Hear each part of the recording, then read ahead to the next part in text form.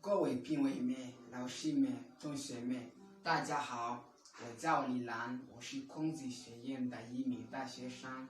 我今天想为你们唱歌，请你们猜猜我想为你们唱哪首歌？我今天想为你们唱一首歌，叫做《北京欢迎你》。其实从以前到现在，中国人仍然是很友好的人，那是为什么呀？因为他们都喜欢欢迎客人。这首歌《北京欢迎你》是2008年被北京举办的夏季奥林匹克运动会的一首歌。唱这首歌的歌手大多是明星，包括功夫片的明星成龙。我认为每个人都认识成龙，希望你们会喜欢这首歌。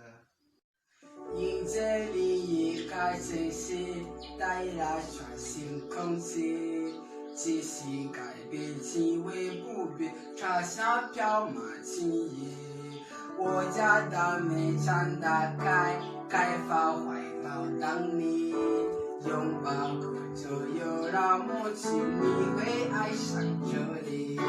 不管眼睛都是客人，请不用客气，相约好了在一起，我们欢迎你。我家种着万年青，开放每段传奇，为传统的土壤播种，为你留下回忆。陌上熟悉都是客人，请不用距离，毕竟虽然没关系，有太多话题。